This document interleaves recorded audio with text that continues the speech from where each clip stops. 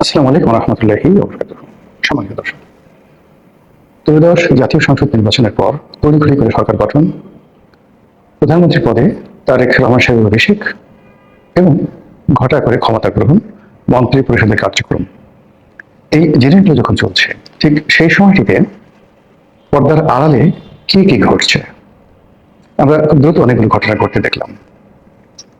সেনাবাহিনীতে কতগুলি গুরুত্বপূর্ণ পদে পরিবর্তন এলো, পুলিশের আইজি, মেট্রোপলিটন পুলিশ কমিশনার, তারপর র্যাবের যিনি প্রধান, তারা কেউ পদত্যাগ করলেন বা পদত্যাগে বাধ্য হলেন এবং সে পদে নতুন লোক নিয়োগ হলো। ইনস্ট্যান্টলি বাংলাদেশ ব্যাংকের গভর্নরকে গদিচ্যুত করা হলো এবং সেখানে নতুন গভর্নর নিয়োগ দেওয়া হলো। আমি যখন এই ভিডিওটি করছি তখন হাসান এস মনসুর তিনি পত্রিকায় বলেছেন যে আমি পদত্যাগ করিনি, আমাকে বরখাস্ত করা হয়েছে, আমি কোনো আদেশ পাইনি, অফিসে গন্ডগোল হচ্ছিল, এই জন্য আমি বাসায় চলে এসেছি। মানে তাকে গদি ছাড়া করার জন্য, অফিস থেকে তাড়ানোর জন্য মব তৈরি করা হয়েছে, বিক্ষোভ করা হয়েছে বাংলাদেশ ব্যাংকের ভিতরে। বাংলাদেশ ব্যাংকের দীর্ঘ জীবনে এরকম কোনো গভর্নরকে তাড়ানোর জন্য মব তৈরি করা হয়েছে এটি আমার জানা ছিল না বা জানা নেই। আমি দীর্ঘদিন ওই বাংলাদেশ ব্যাংক কলোনিতে থেকেছি এবং জনাব সেগুপ্ত বক্ত চৌধুরী যখন বাংলাদেশ ব্যাংকের গভর্নর ছিলেন ঠিক ওই সময়টিতে আমি নিয়মিত বাংলাদেশ ব্যাংকে যেতাম। তো তখন থেকে একজন গভর্নরের যে মর্যাদা, তার ক্ষমতা, গভর্নর হাউস, এটার প্রতি যে মানুষের একটা সম্মান, সম্ভ্রম, এমনকি বাংলাদেশ ব্যাংকে যারা চাকরি করেন পিয়ন পদে, তাদেরকেও অন্যান্য ব্যাংকের যারা লোকজন যেভাবে সম্মান সমীহ করতেন, ঠিক সেই জায়গাটিতে আমরা আমাদের রাজনীতি এমন পর্যায়ে ঢুকিয়ে ফেলেছি, নিজেদের পছন্দের মতো লোকে গভর্নর বানাচ্ছি, আর প্রয়োজন শেষে সেই পছন্দের লোক যখন প্রতিপক্ষের কবলে পড়ছে তাকে ঘাড় ধাক্কা দিয়ে, চর থাপ্পড় দিয়ে, গালাগাল দিয়ে তারা আমরা সেখান থেকে বের করছি।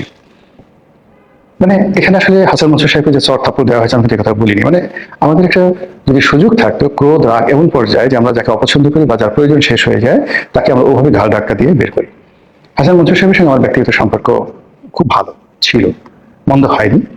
এমন সম্পর্ক ছিল যে সম্পর্ক নিয়ে মানে ওনার কাছে বেশ কয়েকবার যাওয়া আসা যেত, ওনাকে দিয়ে যে কোনো কাজ করানো যেত, অ্যাটলিস্ট ওনার অফিসে চা খাওয়া যেত বা ওনাকে আমার অফিসে দাওয়াত করা যেত, এরকম একটা সম্পর্ক ছিল। কিন্তু এই যে ওনার দীর্ঘকালীন সময় মানে উনি ওখানে কাজ করছেন ইসোকে এই পর্যন্ত আমার সবার শেষ ছিল, কিন্তু তাকে কখনো টেলিফোন করা বা তার কাছে সুযোগ সুবিধা নেওয়া এ কথা মাথায় আসেনি। এখন ধরুন এই যে এখন যারা ক্ষমতায় আছেন, ইনক্লুডিং প্রাইম মিনিস্টার সহ যত মন্ত্রীরা আছেন, কেউ বড় ভাই, কেউ ছোট ভাই, কেউ বন্ধু, একজন মিনিস্টার নেই মানে যার সঙ্গে আমার ব্যক্তিগত সম্পর্কটা নেই। কিন্তু দেখবেন আল্লাহ জীবিত রাখলে মরে গেলেও এদের কাউকে আমার টেলিফোন করা হবে না, এইটা আমার মধ্যে নেই। কিন্তু যেটা লক্ষ্য করেছেন অনেকেই যে সম্পর্ক নেই, কিন্তু অনেকেই এখন মন্ত্রীকে দুলাভাই বানিয়ে ফেলছেন, অনেকে মন্ত্রীকে মামু বানিয়ে ফেলেছেন, খালু বানিয়ে ফেলেছেন। এটা হলো আমাদের দেশের মানুষের একটা চরিত্র। হাসান মনসুর সাহেবকেও অনেকে দুলাভাই বানিয়ে ফেলেছিলেন গত 17 মাসে, অনেকে তাকে শ্যালক বানিয়ে ফেলেছেন, অনেকে তাকে মামু বানিয়ে ফেলেছিলেন। এবং ওই বাংলাদেশ ব্যাংকের মধ্যেই তেলবাজি কাকে বলে, এবং হাসান মনসুর সাহেবের মতো একজন যাকে বলা হয় সাদামাটা মানুষ, উনি ব্র্যাক ব্যাংকের চেয়ারম্যান ছিলেন। আমি একদিন বললাম যে ভাই আপনি ব্র্যাক ব্যাংকের চেয়ারম্যান হলেন কি করে, কয় টাকা বেতন পাচ্ছেন, আপনাকে কত টাকা দিয়ে সেখানে রাখা হচ্ছে? সে বলছে ভাই মানে আসলে এটা একটা অলংকারিক পোস্ট, আমার আসলে এখানে কিছু করার থাকে না, এই সবই ব্র্যাকের লোকজন করে, আমি শুধু বোর্ড মিটিং এ যাই, এই বোর্ড মিটিং অ্যাটেন্ড করার জন্য একটা নির্দিষ্ট মানে টাকা দেওয়া হয়। এই হলো ব্র্যাক ব্যাংকের চেয়ারম্যানের ক্ষমতা। তো সেই মানুষটি যখন সেই বাংলাদেশ ব্যাংকের গভর্নর হিসেবে বসলেন, আমি তো অবাক। তার অনেক রাগ হয়ে গেল, তার অনেক দাম হয়ে গেল, তার সেই সরলতা রইল না, তার কিছু দুনাম হয়ে গেল, বদনাম হয়ে গেল, এবং তার চারিদিকে শুধু দালাল ফড়িয়ারা মানে রীতিমতো ভিড় করলো। এবং সেই দালাল ফড়িয়াদের একটা বিরাট অংশ আজকে এই ভিডিও যখন আমি করছি 25 তারিখে ফেব্রুয়ারি মাসের, তখন তাকে বাংলাদেশ ব্যাংক থেকে অপমানজনকভাবে তাড়িয়ে দেওয়া হয়েছে।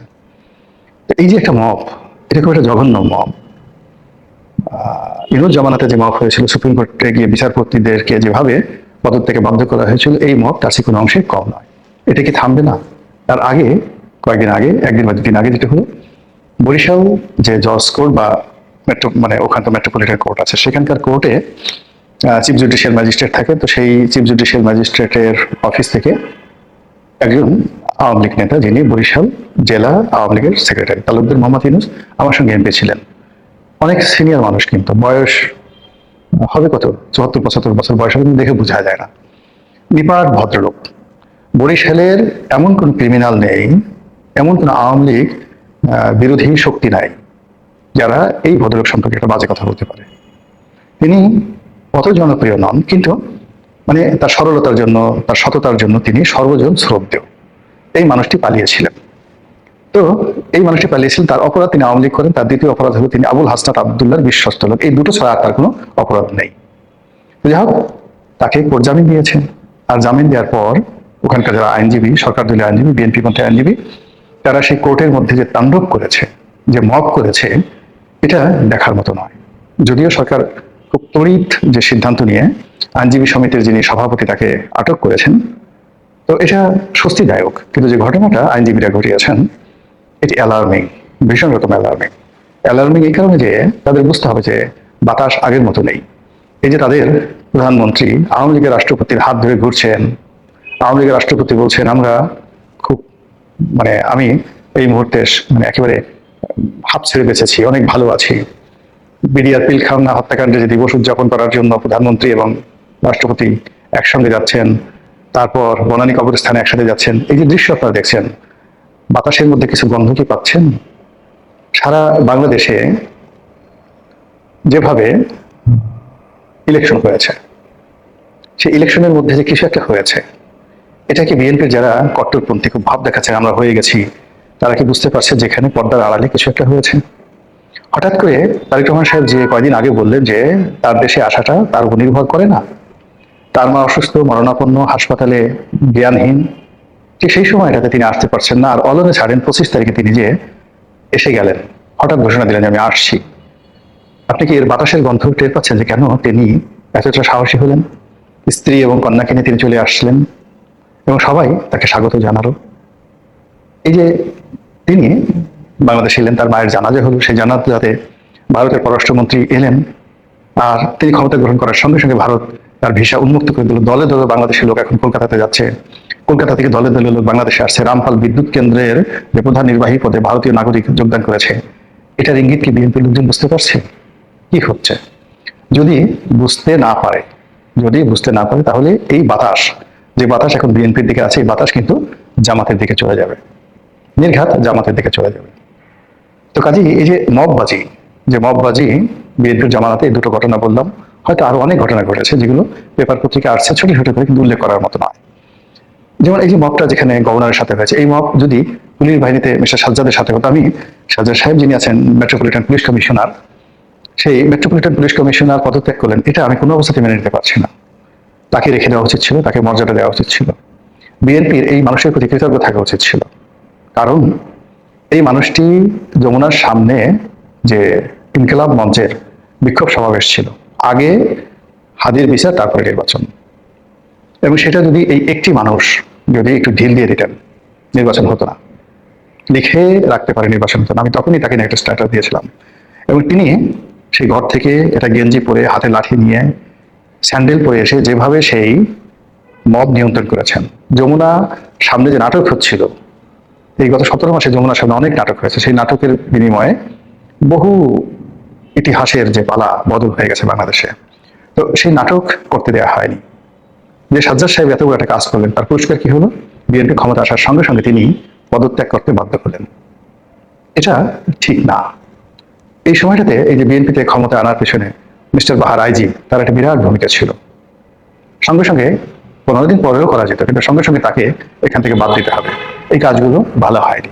সাজ্জাদ সাহেব বা র্যাবের যিনি কর্তা, তাকেও চলে যেতে হলো। 1 সপ্তাহ পরে যেতে পারতো, বা 1 মাস পরে যেতে পারতো।